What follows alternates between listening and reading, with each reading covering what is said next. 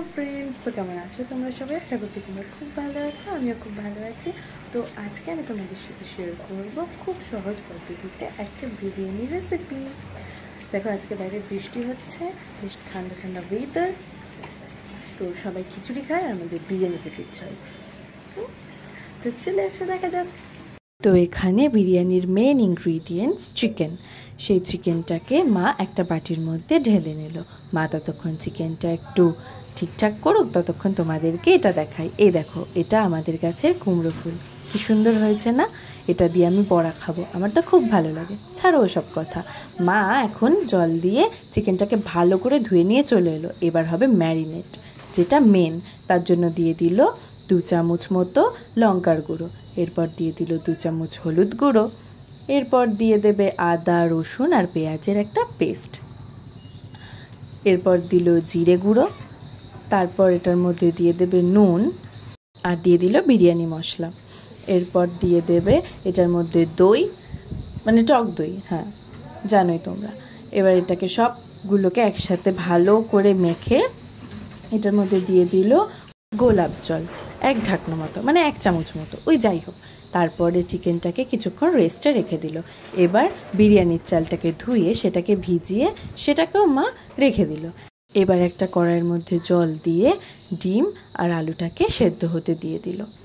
ডিম আর আলুটা সেদ্ধ হয়ে গেলে সেটা তুলে নিয়ে সেই কড়াইয়ের মধ্যেই তেল দিয়ে, তার মধ্যে তেলটা গরম হয়ে গেলে দিয়ে দেবে পেঁয়াজ কুচি বেরেস্তার জন্য। এবার সেখানে পেঁয়াজগুলো দিয়ে একটু নেড়ে চেড়ে যখন পেঁয়াজগুলো মুচমুচে ভাজা হয়ে গেল, বেরেস্তা তৈরি। সেগুলোকে নামিয়ে সেই তেলের মধ্যেই সিদ্ধ করে রাখা আলুগুলোর মধ্যে ফুড কালার মিশিয়ে তেলে হালকা করে ভাজা ভাজা করে নিল। এবার সেই আলুগুলোকে তুলে নিল, তার মধ্যেই দিয়ে দেবে গোটা গরম মশলা আর গোলমরিচ। এই গরম মশলা আর গোলমরিচটা ভাজা ভাজা হয়ে গেলে দিয়ে দেবে পেঁয়াজ কুচি। এবার পেঁয়াজ কুচিগুলো হালকা লাল লাল করে ভেজে নেবে। এবার দিয়ে দেবে আগে থেকে ম্যারিনেট করে রাখা সেই মাংসটা। এবার সেই মাংসটাকে কড়াইয়ের মধ্যে দিয়ে খুন্তি দিয়ে আস্তে আস্তে নাড়াচাড়া করবে আর লো ফ্লেমে সেটাকে কষাবে। যাকে এইদিকে মাংসটা কষুক, ওই পাশে মা হাঁড়ি চাপিয়ে দিয়েছে, তার মধ্যে দিয়ে দিয়েছে গোটা গরম মশলা, তেজপাতা। ভিডিওতে দেখানো হয়নি, কিন্তু তোমরা ভাতটা ঝুরঝুরে আর সাদা হওয়ার জন্য লেবুর রস, সাদা তেল দিয়ে দেবে। জলটা ফুটে এলে তার মধ্যে ভিজিয়ে রাখা চালটা দিয়ে দিলাম। যখন দেখবে মাংসটা কষে গেছে, তখন তার মধ্যে একটু একটু করে জল দিয়ে মাংসটাকে সিদ্ধ হওয়ার জন্য অল্প অল্প করে ঢাকা দিয়ে দিয়ে সেটাকে সিদ্ধ করতে হবে। আর 10-15 মিনিট ঢাকা দেওয়ার পরে ঢাকনাটা তুলে দিলেই ব্যাস রেডি আমাদের বিরিয়ানির জন্য চিকেন। এবার গ্যাসটা অফ করে একটুখানি নাড়াচাড়া করে নিলাম, ব্যাস তাহলেই রেডি আমাদের চিকেন। এবার চলে আসি মেন কাজে। এই দেখো চিকেনটা কি সুন্দর হয়েছে না? আচ্ছা যাই হোক, এবার মেন কাজে আসতে হবে। এই যে মেন কাজ, দেখেছো চালটা কি সুন্দর ঝুরঝুরে হয়েছে না? তোমরাও এভাবে করে দেখো, তোমাদেরও খুব ভালো লাগবে। চালটাকে আমার মা আলাদা করলো যাতে এবার লেয়ার লেয়ার করতে পারে। এই দেখো, এখানে সব জিনিস মা একে একে সাজিয়ে রেখে দিয়েছে। তার মধ্যে এখানে যে ওই হলুদ জলটা দেখতে পাচ্ছ, এই হলুদ জলটা হচ্ছে দুধের মধ্যে কেওড়া জল, মিঠা আতর আর গোলাপ জল আর একটুখানি ফুড কালার দিয়ে দুধের মধ্যে সব কিছু আগে থেকেই মিশিয়ে রেখে দিয়েছে।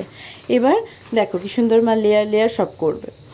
তো লেয়ারের ওপরে ফার্স্টেই দিয়ে দিল, ফার্স্ট লেয়ারটা হয়ে গেছে, সেকেন্ড লেয়ারে দিচ্ছে আলু, চিকেন গ্রেভি, ওই দুধে মেশানো ওই মিশ্রণটা, তার মধ্যে ঘি, লেবুর রস, বেরেস্তা, বিরিয়ানি মশলা আর হচ্ছে গিয়ে নুন।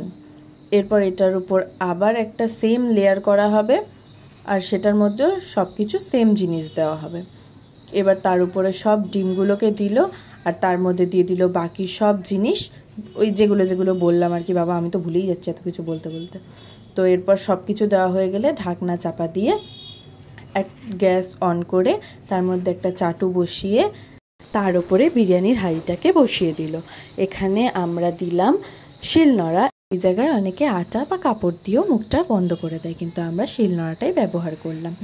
বিরিয়ানি রেডি। এখানে বিরিয়ানি লাভার কারা কারা আছো অবশ্যই কমেন্ট করে জানিও। বিরিয়ানিটা যেমন দেখতে তেমন খেতেও হয়েছিল, খুব ভালো। চ্যানেলে যদি নতুন হয় চ্যানেলটা অবশ্যই সাবস্ক্রাইব করে দিও আর খুব খুব শেয়ার করো। ভিডিওটা ভালো লাগলে লাইক করো। টাটা।